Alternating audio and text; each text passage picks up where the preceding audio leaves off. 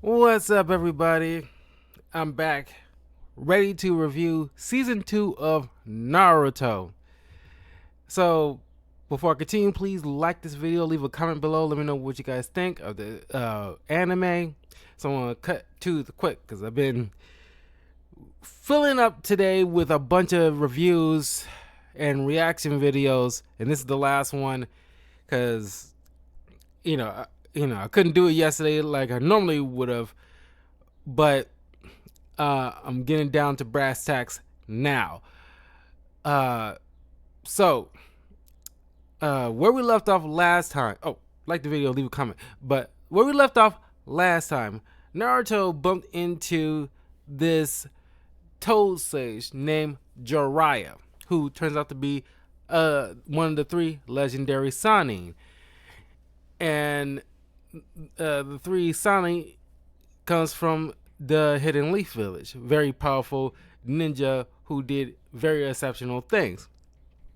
And Naruto, uh, teasingly calls him the pervy sage because he likes to ogle women.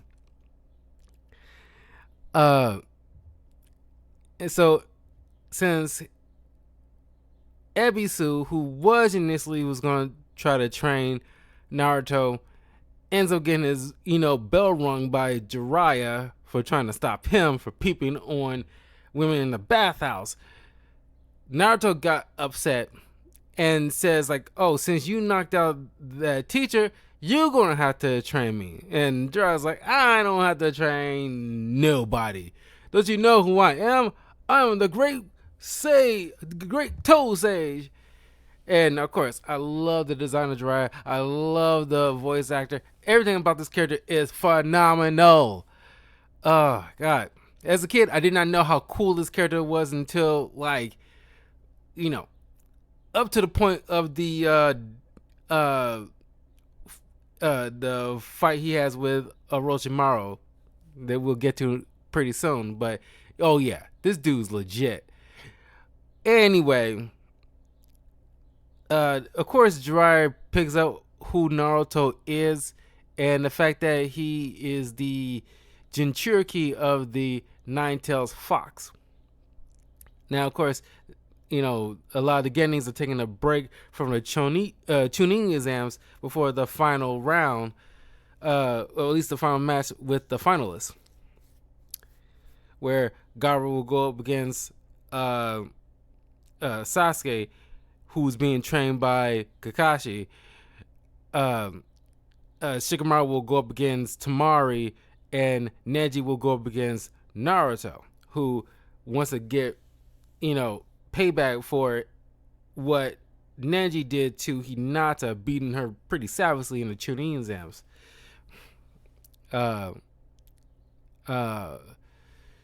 So Jiraiya, after inspecting Naruto, noticed that crazy seal that Orochimaru put on the boy. So he ends up removing the seal so that way the kid can better get a handle on his chakra. But he explains to Naruto, it's like, okay, you told me that you once experienced this mysterious red chakra before when a friend's life was on the line and you was in grave danger. So what we need to do is draw that power out. But the problem is you got such an abundance of chakra, we need to burn out your regular chakra to make room for the red one. So Naruto makes a bunch of clones, beat each other up, so that way he's completely exhausted. So the only thing left is for him to tap into that red chakra so he can better manage it. But he also decides to, he teaches Naruto at least a couple of new special moves that become his signature stuff going into the future that he will kind of build upon as he grows up. So he has him sign a summoning contract because since he's the Toad Sage, he's able to summon all these different sized toads, some with armor, or even Chief Toad Gamabunta, who's kind of like the father of all the toads, and almost like big as a kaiju. That's how powerful Jiraiya is. You have to summon like this massive kaiju type of creature. Who Gamabunta, very funny. I love that character. But it's a blood contract. And we see like, other ninja be able to summon certain animals, like Kakashi summoning all those dogs. It requires like a blood sacrifice kind of thing. And I never understood like how you just like blood. It's like, how it's like self-preservation. Nobody can ever actually, unless they're completely crazy or a zombie, your inhibitions will prevent you from actually trying to break the skin. You actually need to get some kind of sharp object to like get your kunai or something like that. And it makes better sense to prick yourself so you can get some blood drawn. Then you can do your, hand seals and summoning. That part is a nitpick, but it's something that is always kind of like didn't sit well with me. Whereas like it doesn't make any logical sense for someone to just bite their thumb and boom, blood. It's like, your body mechanisms, your brain will not allow you to just go past self-preservation. Like I said, it won't. Your body won't do it unless you're freaking crazy, or as you're trying to do it and somebody just jams their fist into your jawline and force you to break the skin. That's probably the only other way, other than actually just getting a knife and prick yourself. Anyway, so Naruto signed the contract, and he's struggling to summon an actual big toad. So, despite Jiraiya kind of messing around a bit, he is trying to teach the boy. Because the third Hokage who sealed the Nine-Tailed Fox into Naruto,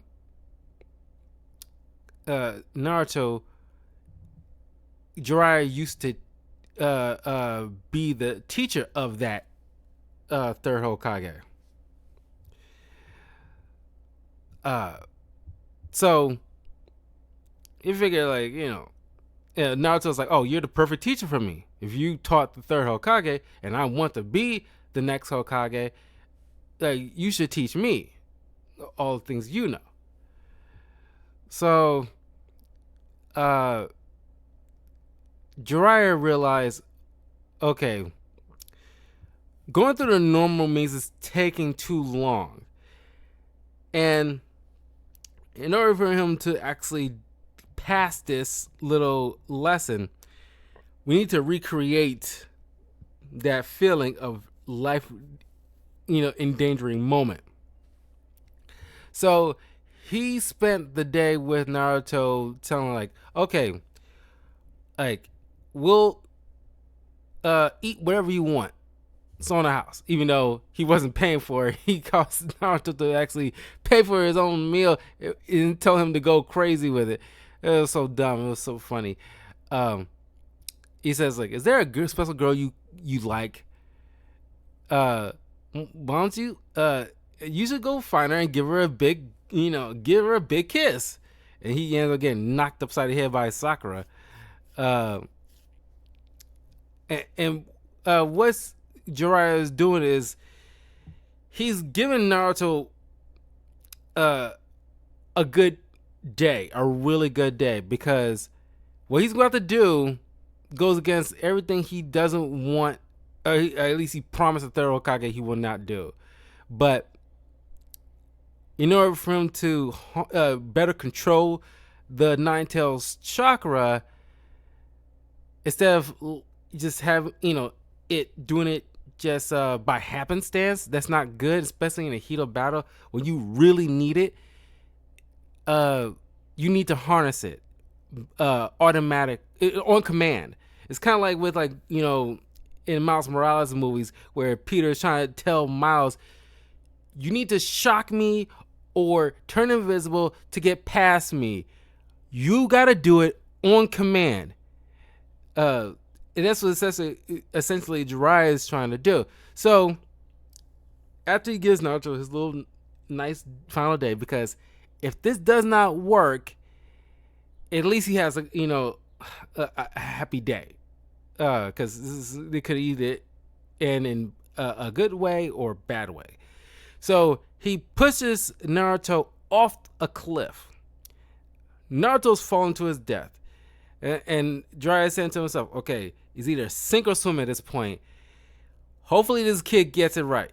So Naruto, and this is probably one of my favorite episodes growing up, where Naruto reached in the deep recesses of his mind, and kind of like a survival mechanism kind of kicked in. So his inner thoughts, he went and met up with the nine-tailed fox. And as a kid, this kind of thing freaked me the heck out, because it's just a giant beast. And given the fact that Naruto was like 12 or 13 or something like that, he's very minuscule compared to this large fox that's like a kaiju that's big as a mountain, probably slightly bigger. Matter of fact, yeah, it's probably definitely bigger, because one swipe with his tail can level a mountain. So that's how big this thing is. And Naruto was freaked out at first, but give credit where credit is due. Where this little kid stared down this freaking kaiju and who's threatening to eat him, and Naruto is like got into this fox's grill. It's like, you listen to me, fox. You've been living in my body and you owe me rent. So as payment, I take some of your chakra. And with slight respect, but also self-preservation, the fox was like, okay, I can't exactly kill you, because that means that it'll be my death too. So as a sign of respect that you getting this far, I will loan you some of my chakra. So now with that massive chakra, Naruto finally is able to summon not just a Toad, he summoned Chief Toad. Now Jiraiya was caught by surprise. He didn't expect Naruto to summon Chief Toad, but even still, what Toad will be big enough to prevent Naruto from falling to his freaking death? So Chief Toad wasn't very thrilled the fact that he was summoned, because he thought it was summoned by Jiraiya, and then, he did believe. He said to Naruto he doesn't believe this little pipsqueak is able to summon somebody like me, but deep down he know he did it. But he's just kind of effing with them to see what this kid's all about. So he tested the kid pretty much. It's deep down he wanted to test this kid, but he's going to play off like, I don't acknowledge you. I don't even want you to be my little henchman. Now get off my back so I can find Jiraiya. Of course, Jiraiya is kind of dipping off. It's like, oh my god, I can't deal with Chief Toad right now, because he's scared of Chief Toad. I was like, I better get that heck out of here. So Naruto says, like, he made like a bet. It's like, if I can stay on your back until by the time the sun goes down, you have to acknowledge me. So the rest of the day, Chief Toad just jumping up and down all over the place, trying to shake the kid off. But the kid held on tight, but he used up so much of the chakra, he's passed out. So he sees there's some potential in his boy, so he, before he, disappears back to where he came from, he jumped the kid off in front of the Leaf Village Hospital. Surprisingly, nobody saw a giant freaking toad land in front of this freaking hospital. It's kind of crazy. Before he disappeared. So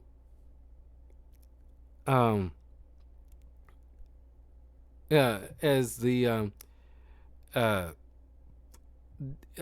as a few days goes by, we learned that, I think I mentioned in the previous season, the handler for the Sand siblings mentions that they're working with Orochimaru to take down the Leaf Village because him and his superiors believe that the shogun of the region, who forces kind of like treaty among the ninja clans, you think it seems like he sees him as a weak, kind of like a weak king, and because of him, the Sand Village, lacks certain resources that he should have been making sure they're flourishing a lot more than apparently there are, or something like that. So he's like, okay, we're going to smash this freaking tree because this is all his fault anyway, because he didn't make sure that we're prospering the way he thinks they should be. Whatever. Of course, you would think that trusting in a guy who betrayed his own village and probably done some atrocities that eventually got out over time, you want to put your trust in a guy like that. They probably didn't really trust him, but they saw an opportunity and they figured they can just still use him. Or just Orochimaru is really good with the slick talk. Anyway, Gaara wanders off because he want to get his revenge on Rock Lee. He says it's not personal, but it's the fact that he caused him to get hurt, which is never happened in a very, very long time because his great sand defenses. So you kind of want to right that little mistake, but luckily Naruto, Shikamaru, and Guy Sensei showed up before he could kill Rock Lee in his sleep. That's why. But Naruto quickly realized, oh, this guy is kind of like me. He was shunned by his own village, and how like he could have easily have become Gaara if things turned out differently. And it's very rare we get to see Naruto actually freaked out. We're gonna see it probably like at least a couple more times, but he gets his resolve eventually.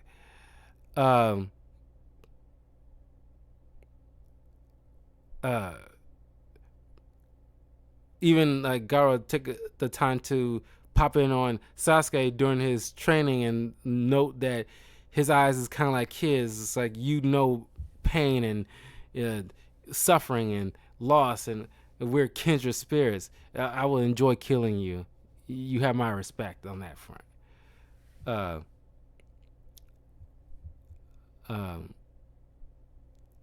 So the final days of Chuning's exams is like underway. So Naruto and Neji goes up first.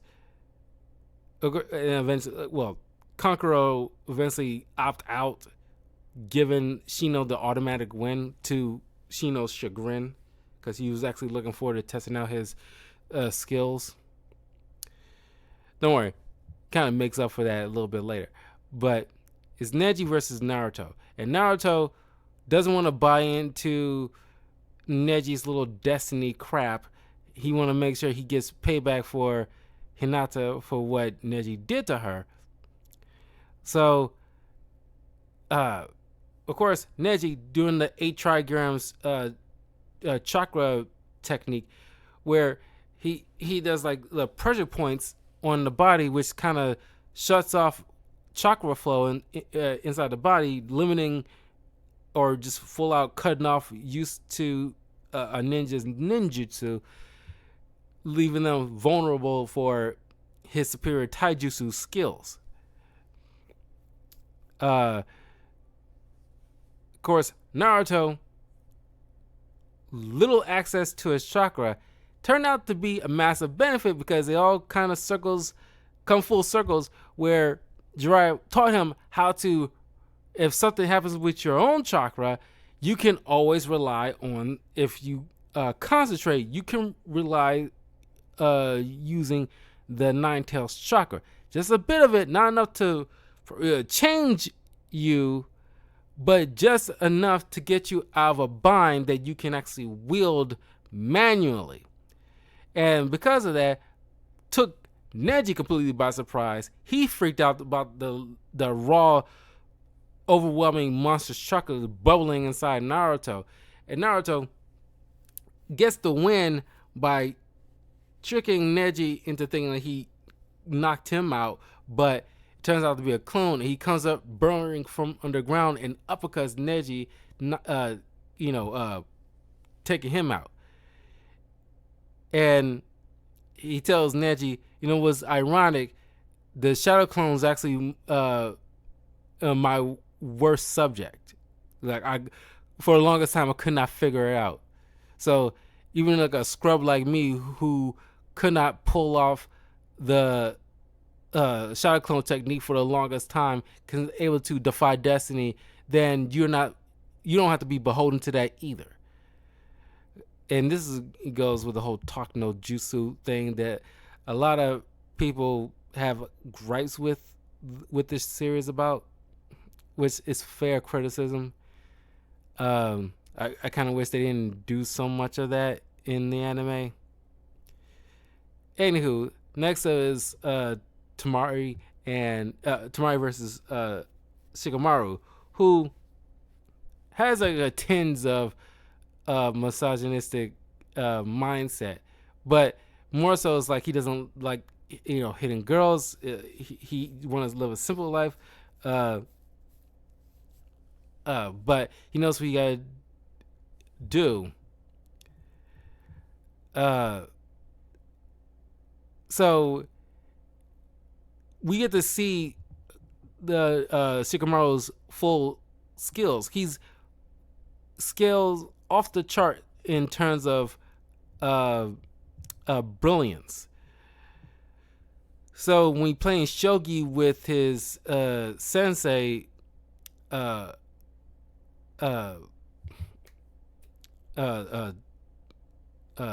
crap, what is his doggone name?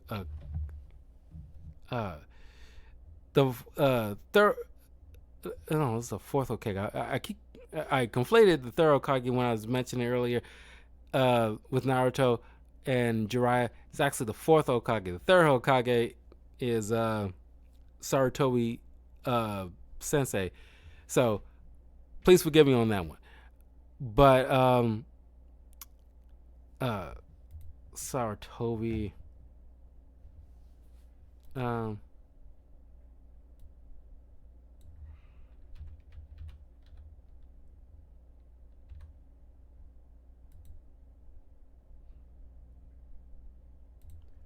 It's gonna bother me if I don't get this right. It starts on a K, doesn't it?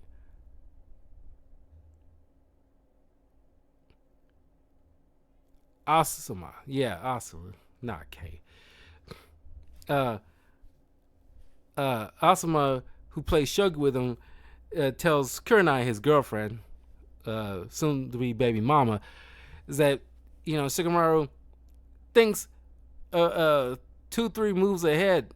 You know, Battlefield is no different than shogi. It's kind of like their version of chess. Which he proves right in the fight, where since he has a shadow possession technique that has a limit depending on the placement of the sun and his connection to any shadows nearby, he has a particular reach, but it has like a limited range. But if he increased the shadow with any other mechanism, he can extend that reach a lot farther. He used that trick where he uses his shirt and a kunai as like a parachute to extend the length of his shadow, but it was all a ruse, getting Tamari to move in the direction that he wanted her to move, which is closer to the hole Naruto used to knock out Neji, which, since he can reach in the hole where it's shadow under the ground, which extended the shadow possession a lot further, reaching her completely helpless, to him. But Shikamaru does not really care. He wanted to just laze about. I want to all this is a drag to him, so he just up and just quits. I don't. He doesn't really care. Uh, uh, he's gonna lay down, watch the class, and just chill. So next is finally Gaara versus Sasuke, but Sasuke is like taking forever. But they eventually show up in a dope new outfit where Sasuke pulls off an upset by showing off his brand new technique that he learned from Kakashi called the Chidori, which is like lightning blade that gives off this chirping sound. There's the Chidori is also called the Thousand Birds because it sounds like 1,000 birds chirping as is flaring up. So Sasuke is kind of flaring up the Chidori and dragging the electricity along the ground, and it works perfectly hand in hand with his Sharingan because it's kind of like a tunnel vision. So wherever his target is, he's aiming straight for that with this one of the most lethal A-rank techniques. However, there's a drawback because he's extremely vulnerable. So he is just gunning for it straight ahead. If something intercepts or interrupts that, then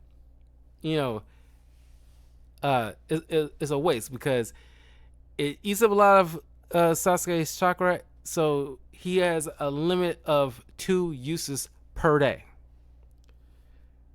And of course, he will eventually go over that limit within the day.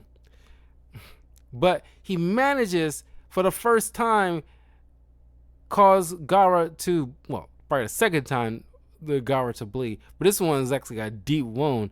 So he freaks out because he actually sees his own blood for the first time instead of causing blood of others. Which, by the way, there was like a whole moment where Sasuke and Shikamaru got freaked out. This Gaara murdered 2 people in front of them. These 2 hoodlums that's trying to make him throw the fight, and he just gruesomely murdered them in a hallway. They just stood there frozen. He just walked past them like, yeah, you're nothing. I don't really care. It was like haunting as a kid. It's like, this dude is a freaking serial killer. Who happens to also look like a member of Green Day for some reason. Anyway, of course, Naruto tries to warn Kakashi with what he saw, and he wants to stop the match because he thinks Sasuke was going to get hurt. But Kakashi's telling Naruto, don't worry about it. We've been training a very long time. Just watch. But anyway, once Sasuke finally lands a hit, he got freaked out a bit because something going on inside this little sphere dome of Gaara's, something animalistic. But then things really pop off when the hidden leaf is infiltrated by the hidden sound village ninjas, as well as the sand ninjas, who cause most of the village to sleep and launch like a full-scale invasion. So you see a lot of the Genin's fathers and other relatives jumping into the fray, protecting their village from invaders. All the while, Orochimaru, who was disguised as the Hokage from the Sand Village, who he ends up replacing after he killed the previous one, which eventually, after all is said and done, the Sand Village eventually finds out and realize, oh, I can't believe a guy like Orochimaru. It's like, no, duh, this guy, like I said, he betrayed his own village. What do you think he'll do to you? Anyway, the Sand siblings take Gaara to escape so he can recoup long enough, because he's their ace in the hole to really destroy the Leaf Village. But he needs to heal a bit. So Sasuke goes chasing after them. Thanks to some quick thinking by Sakura, Kakashi, and Guy Sensei, and people in that rank, or at least have that knowledge, they can avoid the Genjutsu that put most of the stadium asleep. Sakura wakes up Naruto, and of course Shikamaru is faking it because he's smart enough to get out of it, but he just didn't want to get involved. Kakashi summoned his dog, and the dog, of course, the dog could talk. I forgot what the dog's name, but he gets him to help track down Sasuke, and he tells Sakura and the others, like, this is your first A rank mission. There's no room for error. There's no room for error here. You help Sasuke and put a stop to this, because our home is being attacked. So they go after Gara while Gai Sensei, Kakashi, and a couple of people stop the enemy, including Kabuto, who is helping along with the destruction of the Leaf Village. And of course, then there's this big battle between Sarutobi versus Orochimaru. And of course, there's a possibility that the Hokage can easily, eventually take down Orochimaru.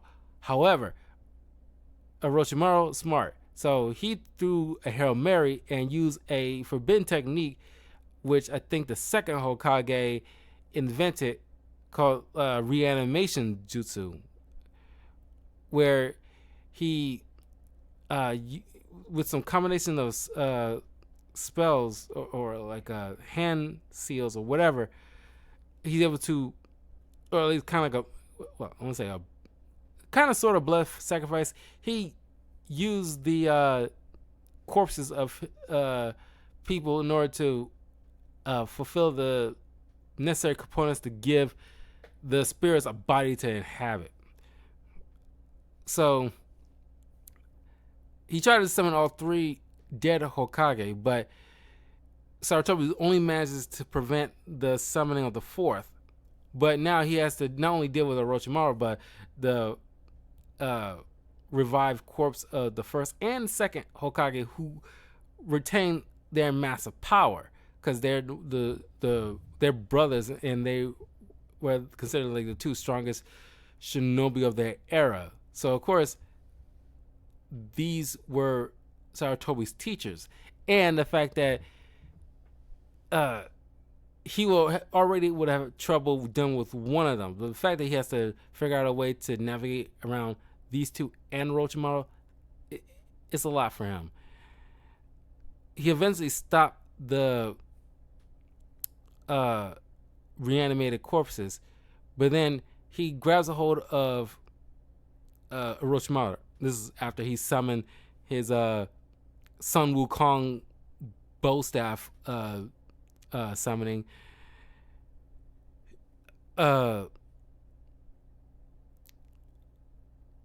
Orochimaru uses snake sword to puncture a wound inside the stomach of the Hokage.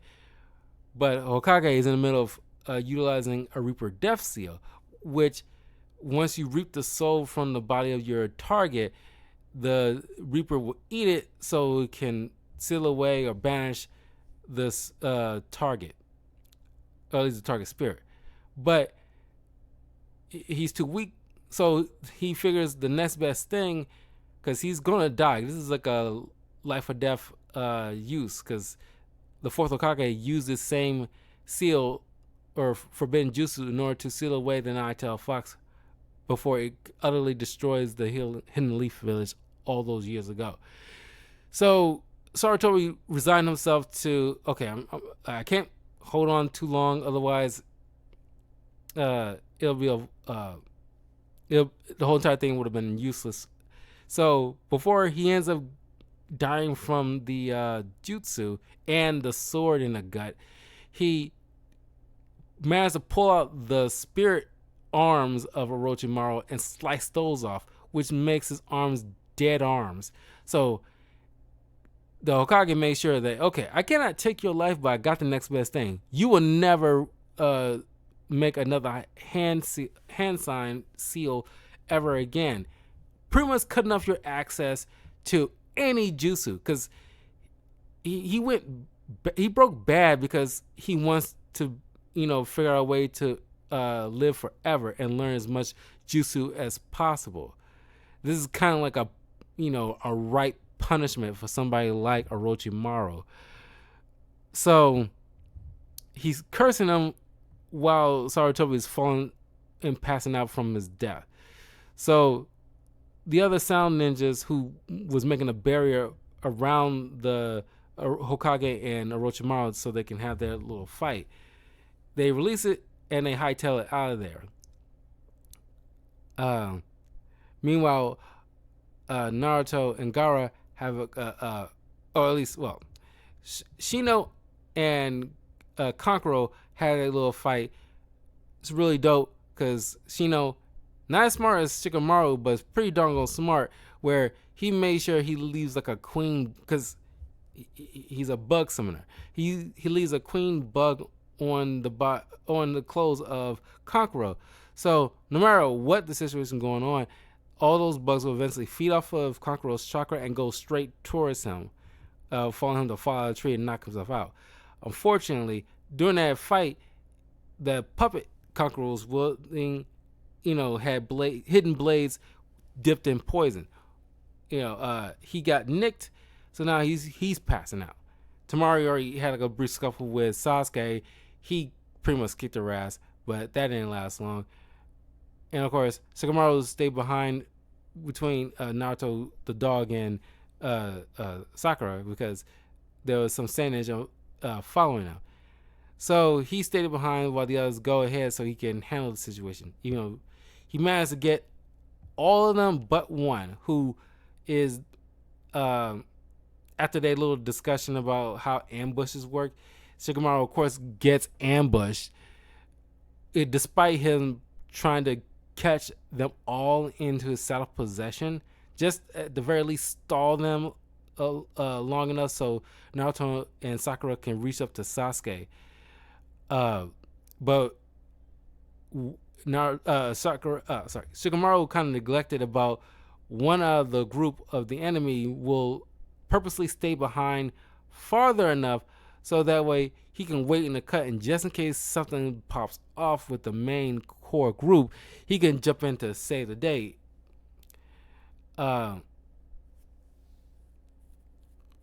course, Asuma shows up to help Shikamaru before things escalated. Then Sasuke finally has his fight with Gaara, but it wasn't enough. He's low on power.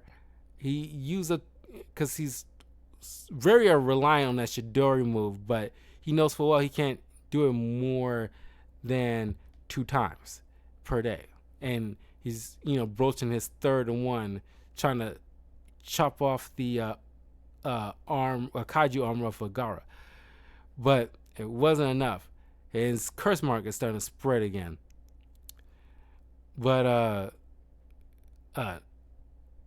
Naruto and Sakura show up, but Sakura, of course, gets caught. So Naruto and Gaara fight, and he plays the play possum technique so he can fall asleep because he is a Jinchuriki too. So his Jinchuriki is the one-tail Shukaku who controls air and sand. So he sounds like a insane person. Kind of like the Joker with sand powers. But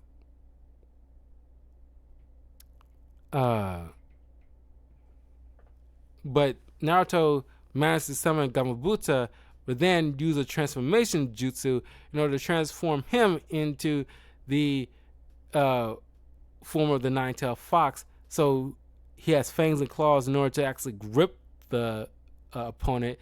So Naruto can knock out, or at least hit Gaara to wake him up out of his possum technique. Once he's awake, Shikamaru, not Shikamaru,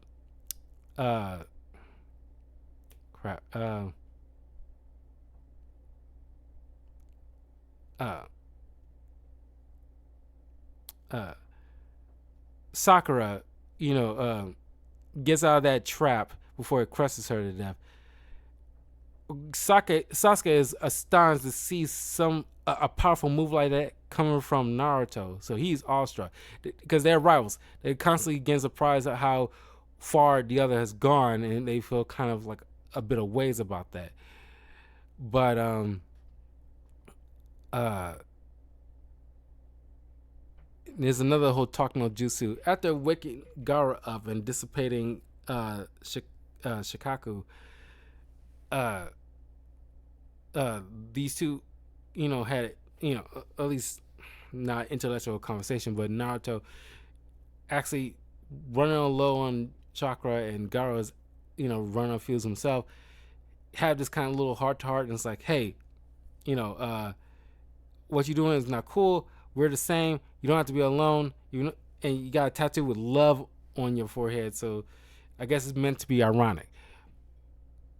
So as Tamari and Kankuro go pick up Gaara, he apologizes to his siblings for how he treated them, which is what Naruto's words is probably sicking in at this point, that you pretty much do great things, but you don't have to harm people, kind of situation.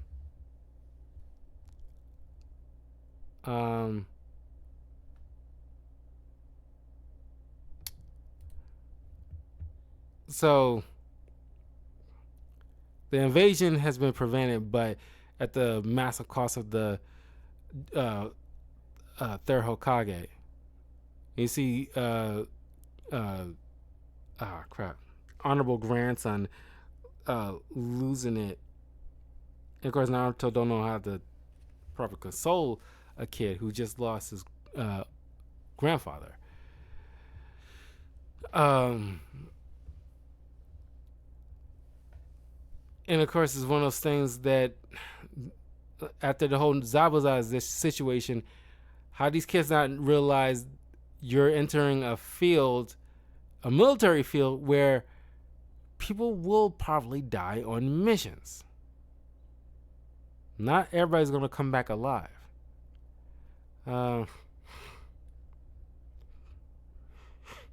So they're beginning their rebuilding process, and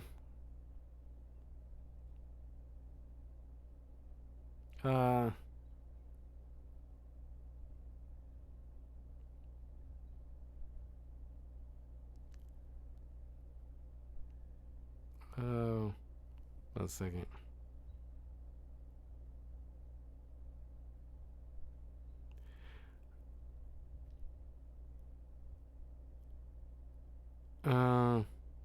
Sorry.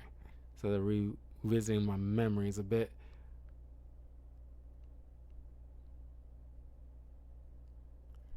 The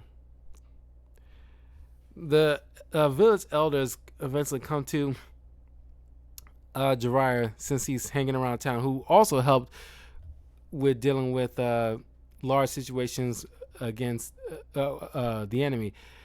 But they go to him and say, like, okay, you're like obviously the right person for the next Hokage. You have the skills, your love for the village is undeniable, blah blah blah blah. But that's not Jiraiya's thing. So he figures, like, okay, if you really want one of the legendary signing, and I don't want to do it, and you definitely not going to have Orochimaru do it, who he is a part of the legendary signing. But there's third one, this lady Tsunade, and she's very good in terms of combat.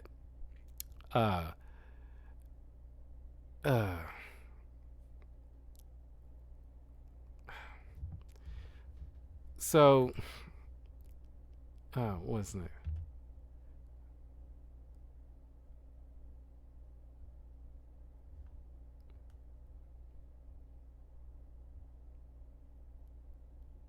So since a lot of people got hurt, like Kakashi, I'm getting ahead of myself.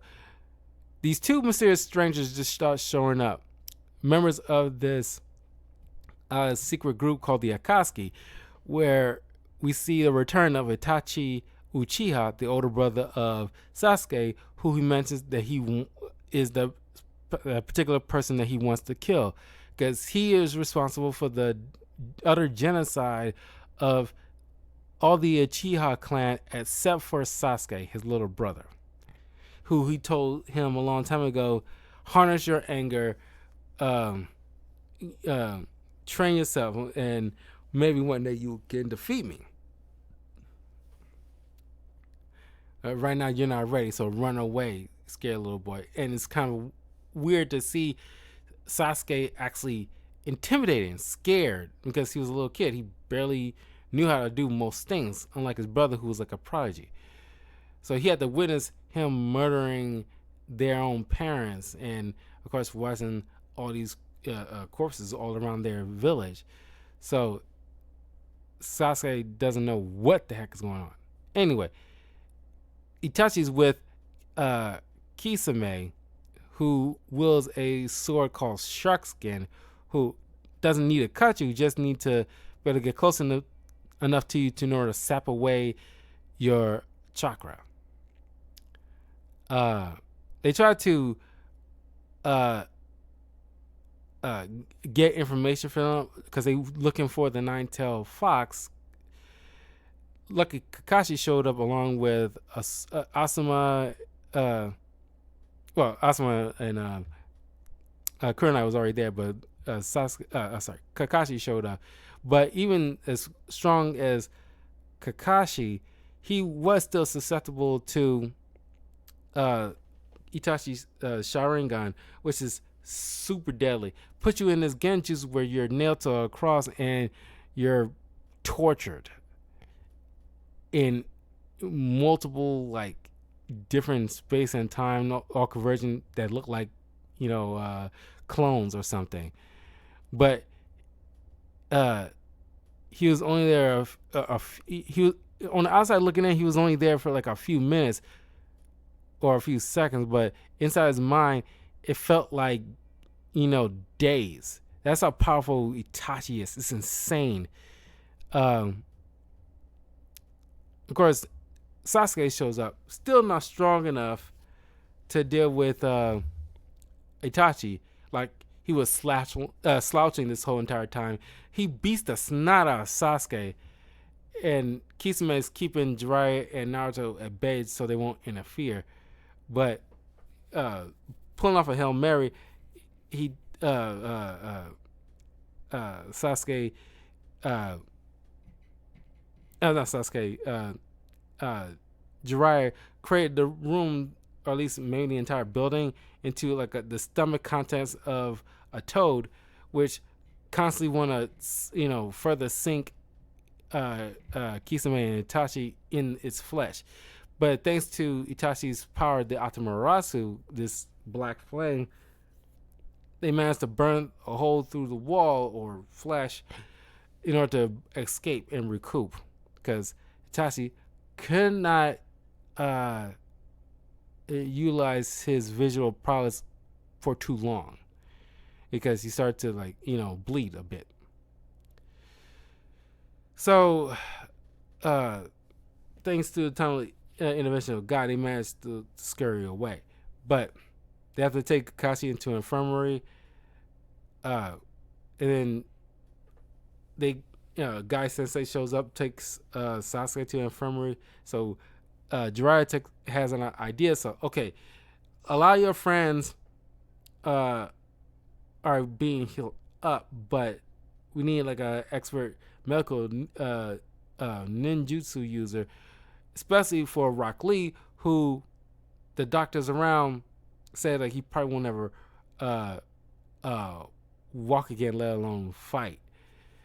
So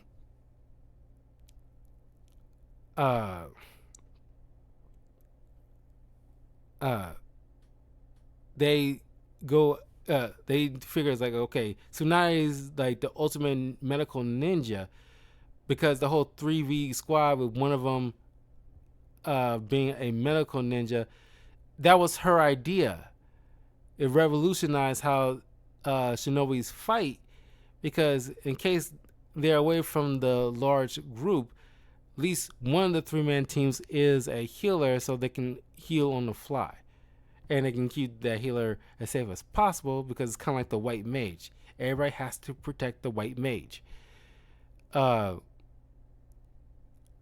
Uh, but eventually, um,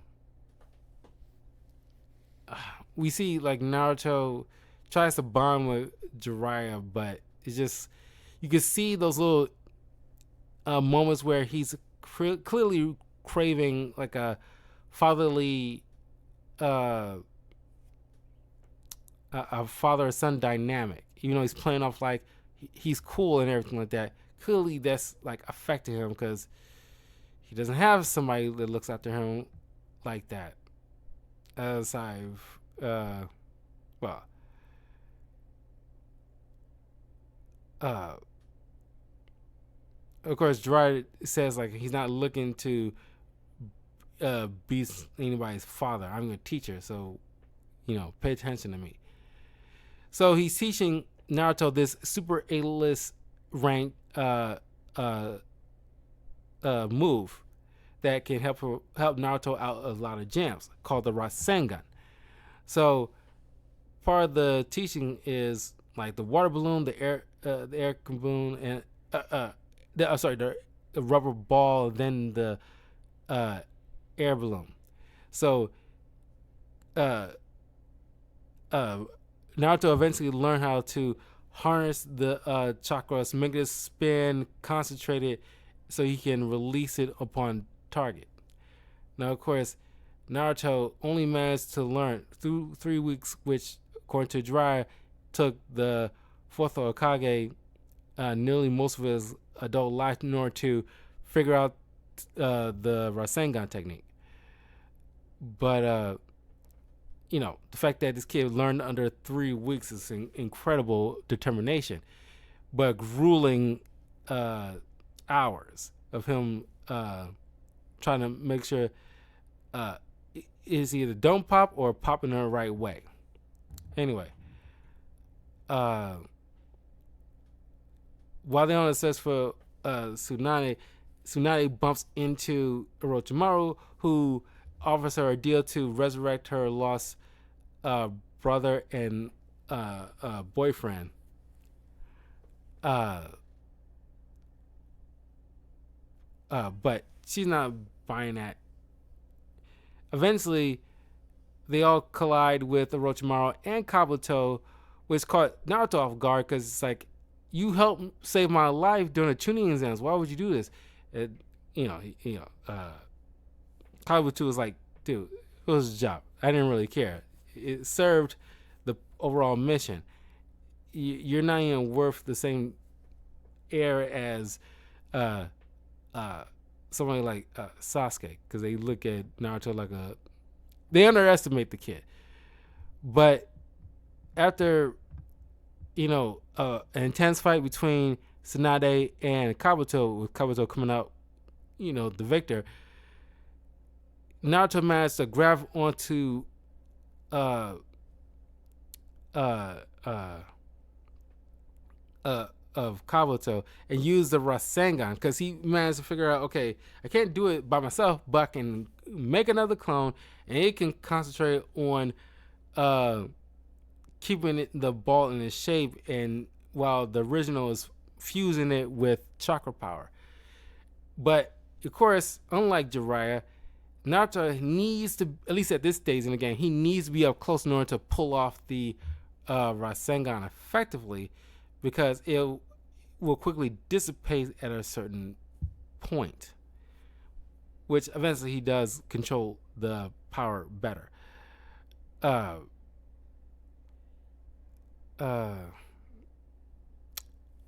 What's next?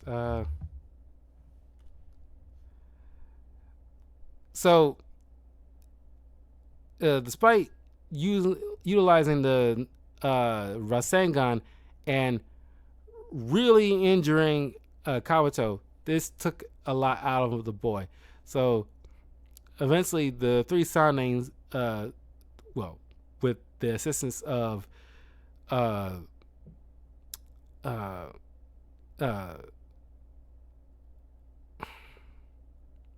crap, I'm blanking on it, but they formulate the they summon their respective beasts, Jiraiya with the toe, chief toe, while Tsunade summoned this giant slug, while Orochimaru summoned this giant snake.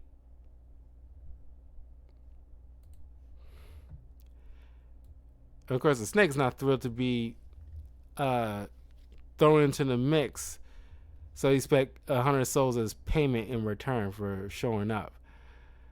Uh,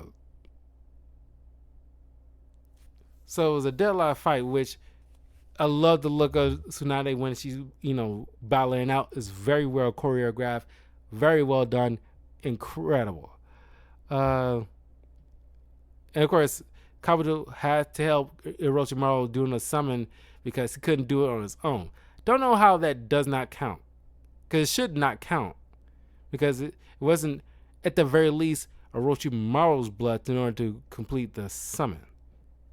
Unless they use I don't know, live stream or something, or the wherever in Final Fantasy VII, like the live stream or something like that. Otherwise, it's kind of like, no sense.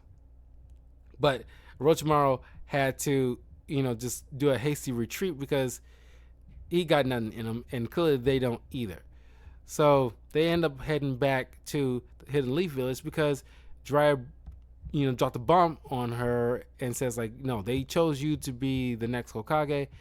So through some hesitation and prodding from Naruto, she comes to understand, like, the importance of the village. She eventually comes to the village, looks over everybody, heals Kakashi and Sasuke, and it was just right in this moment where Naruto figures out that, oh, she really likes him and not me. This is serious. But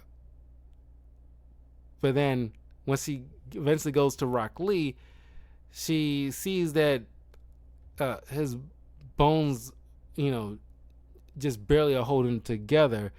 There is an operation, but it's a 50-50 shot that he'll survive.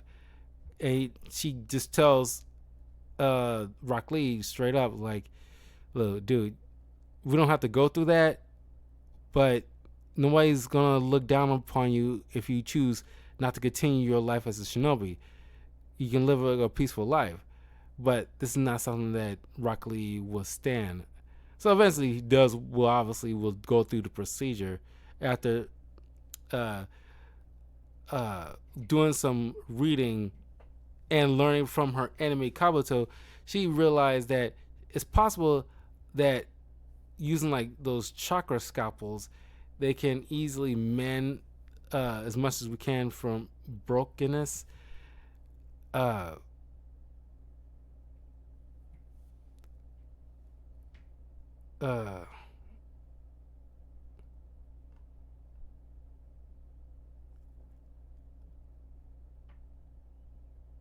So yeah, Rock Lee will take that chance because he really wants to be a shinobi, and he didn't want to let God say down. He didn't want to let himself down. He saw something that he really wanted to achieve, and he would rather risk his life for that, and no regrets will ever arise. One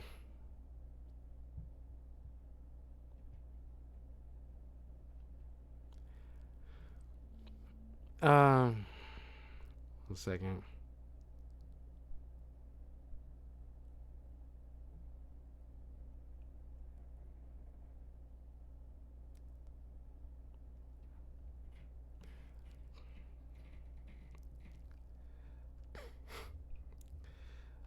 So, everything ends with a filler arc that I actually really like. Not a filler episode, not filler arc, but there is filler arcs, but there's a filler episode that is my personal favorite from this series. Like I said, normally not a filler episode person. Most of the time it feels like a waste of time, or just it serves a purpose. If it's still written well, it's like a downtime to get people out of these grand high stakes kind of moments where they can just have like a chill out moment for a while, a little breather for the audience. Where the Team 7 is trying to go out their way to trick Kakashi to reveal his true face, and then go through all these different antics. Is so freaking funny, and it's like literally trying to buy him food so he can like remove his mask. And then here comes Ino and Shikamaru and Choji getting in their freaking way, like, look, move out the freaking way! I'm trying to, God, you big heads. And of course, the restaurant owners managed to see his face, but it has like a little hilarious line with all three of them saying it at the same time. Okay, now I'm really curious. So they each try to follow him or trick him into revealing his face. None of it succeeded. They go on a mission where it's like, okay, well, take him to a hot spring. Meanwhile, there's like these goofy little ninjas that's trying to take revenge on Kakashi after he stopped them from trying to kidnap uh, uh, uh, some royal lady or something like that the leader was kind of smitten with, but clearly wasn't into it. Kakashi ain't trying to pay none of any mind, but of course he figured all that out, but he just like very nonchalant about all of it. But eventually the kids just had enough of like, okay, Kakashi, what's underneath your freaking mask? Oh, is this why y'all doing all that weird stuff? Well, sure, I'll show you what's underneath my mask, sure.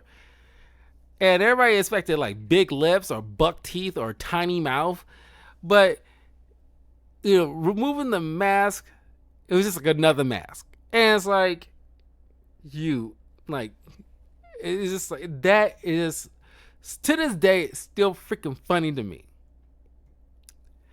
And of course, there is like a whole situation with honorable grandson, who he's young, but he's having a tough time getting over the death of his grandfather, and he's worried that, oh, you already found a new Hokage, and look how fast y'all forgot my grandfather. As much as he did for this community, y'all just tossing him out like, his stuff out like used trash, like he didn't exist. Of course, he's too young to understand, but you also can sympathize with the boy because he idolizes his grandfather.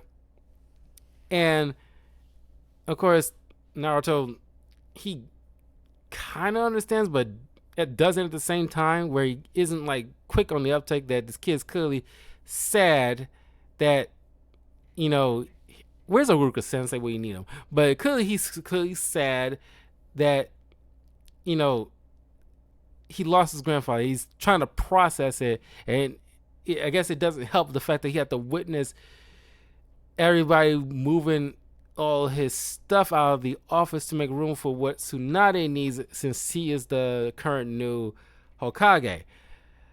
So thanks to Naruto, he kind of like, said like, look, we'll go to Tsunade and we'll ask her to make sure everybody will never forget the third Hokage. And of course, over here in Tsunade talk the same language as his grandfather, saying like, yeah, I guess she is right for the job because she believed the same thing my grandfather believed in. So she's not some kind of charlatan or a usurper. She means good for this village, like my grandfather always believed in. So he's satisfied and everything like that. But yeah, in the Credible season, of course, like I said, there's like filler episodes here and there, but I only want to point out my favorite one, because moving forward, is very rarely I'll probably bring up a filler episode at all, unless it's kind of integral to the main overall story. But anyway, so I want to get to work on watching season 3 so that I can get through that. But some point next week, I'll hopefully have the next comic book review ready for the channel. It's a Green Lantern story, is a big deal, so I still like halfway through. I haven't got a chance to continue on with that because there's so much stuff going on recently. But I have some time now, so I can actually take some time to go through it. But anyway, that's season 2. I will see you guys tomorrow for more. I got myself a new controller now, thanks to my friend who let me have his because he is fairly new. He barely even uses it because I guess it isn't suitable for his hands because he kind of got big hands. Um, and I didn't have to pay for a new controller. He let me have his, so you know that's a real friend right there. So, uh, uh, so tomorrow, play some more Marvel Rivals and possibly some Yu-Gi-Oh! Master Duel because it's been a minute. Um, and I'll figure out what else. But in any case, I will see you guys tomorrow. Take care. Have a great night. Peace.